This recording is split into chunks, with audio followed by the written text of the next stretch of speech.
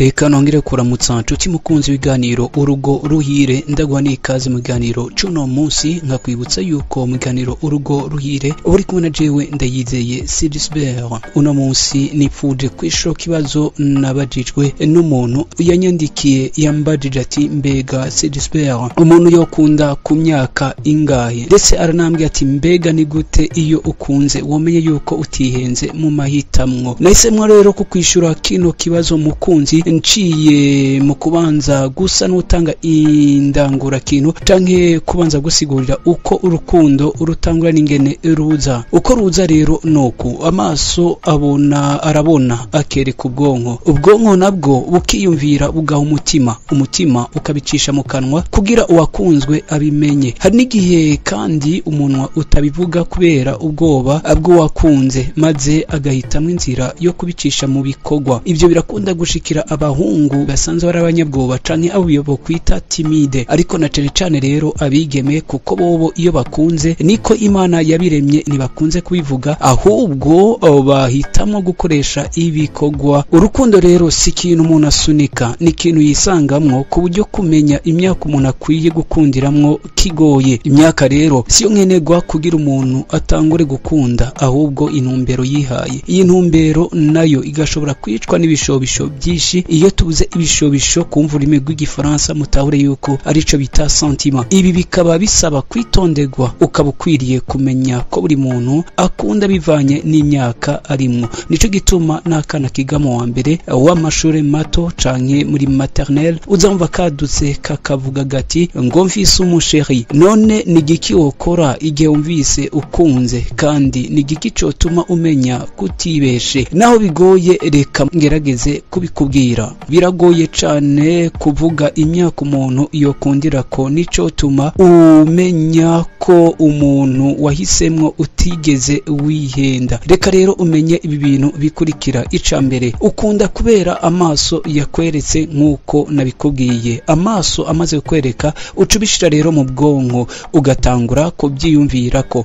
Ukuyumvira rero umve neza ni ikintu nyamukuru utoshira inyuma canke utosuzugura. Ukwiye kwiyumvira neza kugira ejo ntusange wihuse canke wihenze watwawe n'ibigumbagumba. Iyo mvuze ibigumbagumba umve mu gifaransa les émotions, kandi bifatira ibi bigumbagumba bifatira kuco usanzwe ukunda nk'inyifato, inyambaro, igihagararo, ubwiza n'ibindi.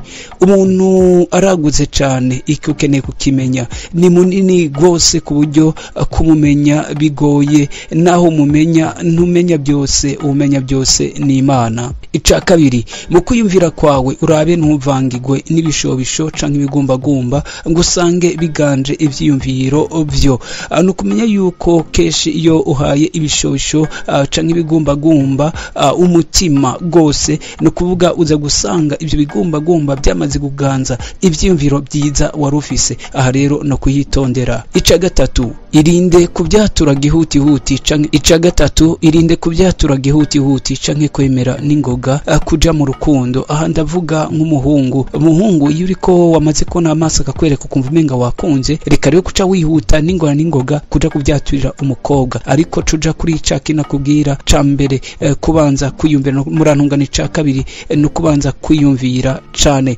Hanyuma iyo uri umukobwa nawe umuhungu akazakubwira ko yagukunze, nawe niko bikwiye kumera. Ntuce wihuta kwatura yuko nawe mukunze canke kwatura yuko emeye gihutihuti, bifatira umwanya. Ica kane, guhanuza si bibi, ariko muri byose waza umutima nawo, kuko ingingo ya nyuma ifatwa nawo ubwawe. Ica gatanu, umaze kuja mu rukundo ihweze inyifato z'umukunzi wawe, kandi ntihagire na kimwe ufata ibisanzwe, cane iyo ubonye ari inyifato mbi canke udakunda.